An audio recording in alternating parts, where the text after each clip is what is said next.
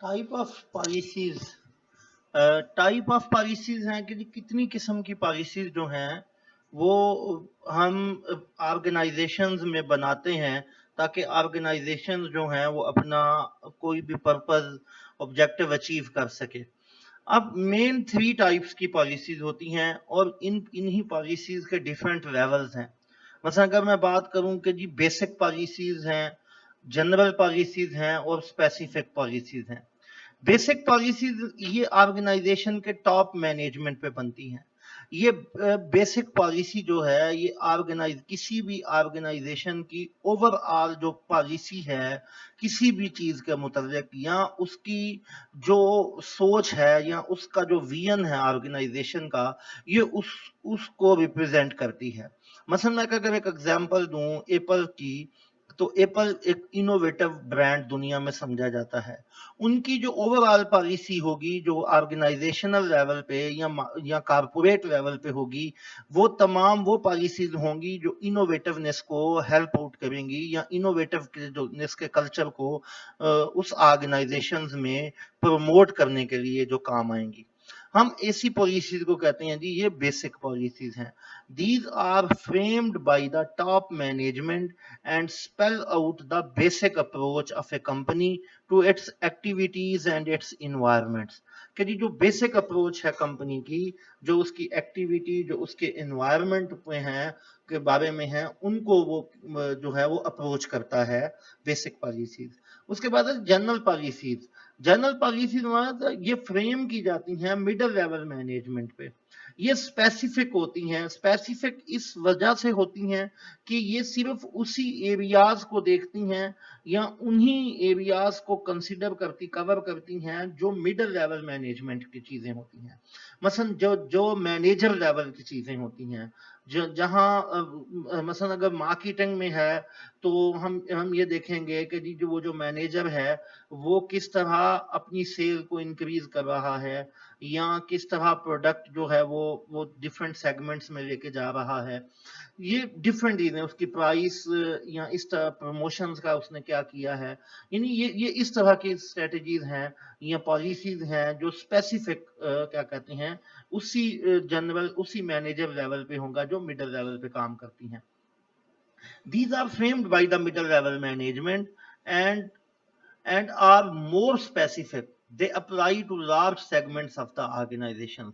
वो large segments क्यों होता है? क्योंकि मिडिल लेवल पे, अब कारपोरेट लेवल पे तो कुछ मसन 3-4 डायरेक्टर्स होंगे, लेकिन जब वो कारपोरेट लेवल से नीचे मिडिल लेवल पे आती है तो ऑर्गेनाइजेशन का जो स्पैन है वो थोड़ा सा वो बढ़ जाता है।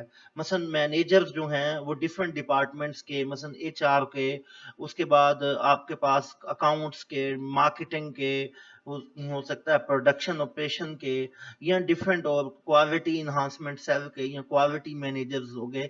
ये डिफरेंट किस्म के मैनेजर्स होते हैं जहां पर इसीलिए ये ऑर्गेनाइजेशंस के लार्ज सेगमेंट्स को क्या करती है, ये डील करती है। उसके बाद है जी स्पेसिफिक पॉलिसीज। ये बिल्कुल फोरमैन लेवल पे या सुपरवाइजर लेवल पे आ जाती हैं। These are framed by the foreman and supervisors and are very specific in nature। ये सिर्फ उसी लेवल पे होते हैं, मसलन जहां पे प्रोडक्शन हो रही होती है, जहां पर आपकी कोई चीज जो है वो ड्राफ्ट हो रही होती है, बन रही होती है, जहां पर जिस तरह मसलन अगर आप कभी बैंक में जाएं तो जहां मसलन कैशियर लेवल की क्या पॉलिसीज होंगी या जहां पर क्या कहते हैं कि जी कोई आपने कोई अकाउंट्स वगैरह ओपन करवाना है या उस तरह की क्या पॉलिसीज होंगी। हम अकाउंट्स ओपन करवाने का पॉलिसीज तो क्या कहते हैं कि जनरल पॉलिसीज में भी आ सकती हैं, लेकिन अगर आप किसी प्रोडक्शन ऑर्गेनाइजेशंस में चले जाएं तो वहां आप देखेंगे कि जी प्रोडक्शन के ऊपर या वो जो फोरमैन है, जो सुपरवाइजर्स हैं, वो किस तरह की पॉलिसीज बनाते हैं, जो वो पॉलिसीज जो प्रोडक्शन से रिलेटेड हैं, वो पॉलिसीज जो किस कोई गुड्स या सर्विसेज को प्रोड्यूस करने में हेल्प आउट करती हैं और ये उनकी रूटीन एक्टिविटीज में हो, और रूटीन क्या कहते हैं कि जी मैटर्स में चल रही हों और ये एप्लीकेबल होंगी उनकी रूटीन एक्टिविटीज में। तो हम जब इनके बारे में बात करते हैं हम कहते हैं these are framed by the foreman and supervisors and are very specific in nature. They are applicable to routine activities. तो ये रूटीन एक्टिविटीज में क्या होते हैं जी, वो एप्लीकेबल होती हैं।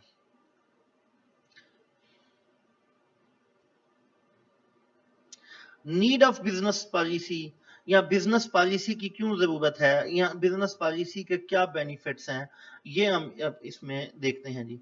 Increasing complexity and accelerating changes in the environment made the planned policy paradigm irrelevant, since the needs of a business could no longer be served by policy making and functional area integration only।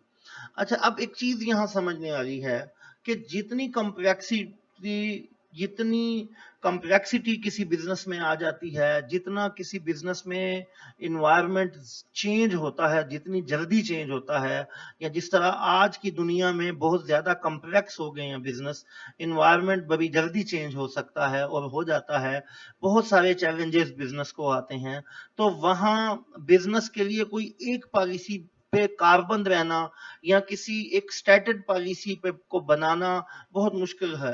लेकिन इस सूरत हाल में भी कोई ना कोई business जो है वो अपने फंक्शनल एरियाज को इंटीग्रेट करने के लिए, अपने वो जो बिजनेस के ऑपरेशंस हैं या अपने बिजनेस की जो जो ऑर्गेनाइजेशनल एक्टिविटीज हैं उनको स्मूथ चलाने के लिए कोई ना कोई पॉलिसी मैटर जरूर रखते हैं और उस पॉलिसी पे वो अमल भी करवाते हैं। अब अगर मैं इसके ऑब्जेक्टिव्स मसलन एडवांटेजेस की बात करूं या नीड की बात करूं, हमें कोई पॉलिसी की क्यों जरूरत पड़ती है, वो है जी objective of the company are defined and classified. मसलन कंपनी के ऑब्जेक्टिव्स जो हैं वो डिफाइन और क्लासिफाइड हैं होते हैं। पॉलिसीज की वजह से हम किसी भी कंपनी के ऑब्जेक्टिव्स को डिफाइन भी कर सकते हैं और क्लासिफाई भी कर सकते हैं। The planning function is done systematically. जो प्लानिंग फंक्शन है हम उसे सिस्टमेटिकली डिफाइन कर सकते हैं, काम कर सकते हैं, उसको डन कर सकते हैं। Business policy clearly states the amount of authority that the subordinates have. मसलन जो अथॉरिटी किसी सब ऑर्डिनेट्स को है, कितनी अथॉरिटी है, क्या उसने काम करना है, कैसे करना है, ये सारा बिजनेस पॉलिसी जो है वो क्या कहते हैं सबऑर्डिनेट्स का या उसके बॉस का वो डिफाइन करती है। अब वो ये भी डिफाइन करती है कि लिमिट्स क्या है उसकी अथॉरिटीज की, और वो उसके सबऑर्डिनेट्स कौन है और वो किसका सबऑर्डिनेट्स है, और वो ये भी देखती हैं tightens the authority on one hand and provide initiative to the subordinates. और ये अथॉरिटी को टाइट भी करती है एक हैंड पे और दूसरे हैंड पे ये जो सबऑर्डिनेट्स हैं उसको इनिशिएटिव भी प्रोवाइड करती है। अब इनिशिएटिव क्या मसलन किस तरह प्रोवाइड करती है, इनिशिएटिव वो इस तरह प्रोवाइड करती है कि ये सबऑर्डिनेट को एक स्कोप बता देती है, एक एरिया बता देती है कि जनाब आपका ये एरिया है, इस एरिया में इस बाउंड्री में रह के आप अपने डिसीजन कर सकते हैं, आप फ्री हैं अपने डिसीजन करने में। तो वो जो सबऑर्डिनेट होता है या जो वो बॉस होता है किसी का, वो उस एरिया में रह के अपने इनिशिएटिव्स ले लिया करता है, और वो जो भी इनिशिएटिव लेता है वो अपने बिहाफ पे लेता है। अब वही इनिशिएटिव उसके लिए वो बेनिफिशियल भी हो सकते हैं। याद करें हमने पिछले लेक्चर में, पहले जो पार्ट था लेक्चर का, उसमें मैंने आपको बताया था कि यही इनिशिएटिव्स जो हैं ये उसको हेल्प आउट करते हैं कि वो अपने बिहाफ पे डिसीजन ले ले, ठीक है, वो अपने पाँव पे खड़ा होकर कोई डिसीजन ले ले। क्यों? और वो उसमें फ्री है क्योंकि उसको कुछ नॉलेज भी है, उसको एक्सपीरियंस भी है, उसको इन्वायरमेंट का भी पता है, तो वो अपने बिहाफ पे जो भी डिसीजन लेगा वो जो अपर मैनेजमेंट होगी या आप टॉप लेवल मैनेजमेंट होगी उसका उसको कॉन्फिडेंस जो है उसका उसको एतमाद भी हासिल होगा। Subordinates can use the policy directive intelligently and carefully। अब जितने भी सबऑर्डिनेट्स हैं वो पॉलिसी डायरेक्टिव को अच्छी तरह समझ सकते हैं, समझ लेते हैं, और उनको समझना भी चाहिए, और ऑर्गेनाइजेशंस भी इसको क्लियर कट बनाती है। यानी ऑर्गेनाइजेशन कोशिश ये करती है, जो अच्छी ऑर्गेनाइजेशंस हैं वो अपनी किसी पॉलिसी को एम्बेगुअस नहीं बनाती, एम्बिग्विटी नहीं बनाती, अनक्लैरिटी नहीं होती, ताकि उसके सबऑर्डिनेट्स या जितने भी काम करने वाले हैं वो उसको अच्छे तरीके से समझ लें और केयरफुली उसके बारे में जो है ना वो अपनी क्या कहते हैं कोई किसी भी तरह की जो आरा है या कोई भी नॉलेज है वो उसके बारे में उसको रखें और केयरफुली उस पर काम करें। और ये मैनेजर्स मैनेजेरियल पर्सनल्स का फंक्शन और कंट्रोल और कोऑर्डिनेट सक्सेसफुली करने में ये हेल्प आउट करती है। मसलन जितनी पॉलिसी को इंटेलिजेंटली और केयरफुली इस्तेमाल करेंगे, समझ के इस्तेमाल करेंगे, उतना ही अच्छा होगा उस मैनेजेरियल पर्सनल के लिए कि वो अपने फंक्शंस को अच्छे तरीके से इस्तेमाल कर सकता है और उसको कंट्रोल कर सकता है, उसको अच्छे तरीके से कोऑर्डिनेट कर सकता है। मसलन अगर हम इसको पढ़ें, subordinate can use the policy directives intelligently and carefully. It also helps the managerial personnel to perform the functions of control and coordination successfully. Policy acts the main foundation for evaluation and determining the quality of action and decision taken by the executive. अब इसको समझने के लिए थोड़ा सा जरा इसका preamble set करना पड़ेगा। इसको समझने के लिए ये है कि आप किसी भी ऑर्गेनाइजेशन में पॉलिसी इस वजह से बनाते हैं ताकि वहां क्वालिटी ऑफ वर्क हो, क्वालिटी ऑफ सर्विसेज हो, कोई स्टैंडर्ड किसी चीज का आप बना सकें। उसी स्टैंडर्ड को मीट करने के लिए ऑर्गेनाइजेशन जो हैं वो पॉलिसीज बनाती हैं। अब वही पॉलिसीज जो हैं वो ऑर्गेनाइजेशन को एक फाउंडेशन, एक बुनियाद प्रोवाइड करती हैं कि वो उस स्टैंडर्ड्स को, उस क्वालिटी को मेंटेन करने के लिए ये रूल्स एंड रेगुलेशंस, ये पॉलिसी बना रही है।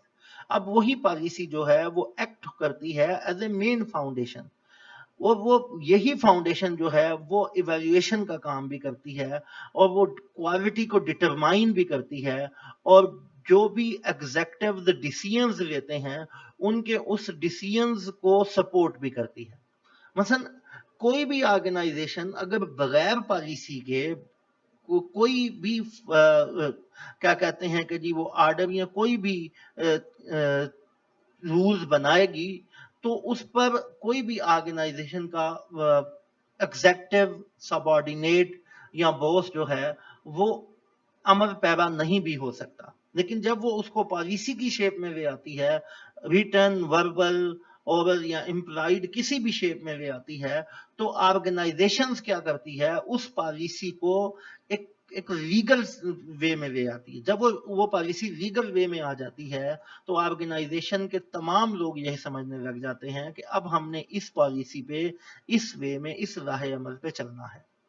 और जब वो उसी को तमाम ऑर्गेनाइजेशन उसी पॉलिसी को फॉलो करती है, तो सबसे बड़ी चीज जो हम मैनेजमेंट में पढ़ते हैं कि वो जो डायरेक्शंस ऑर्गेनाइजेशंस के लोगों की होती है, मैनेजर्स की, स्टाफ की, वो तमाम के तमाम की डायरेक्शंस जो हैं वो सेम हो जाती है।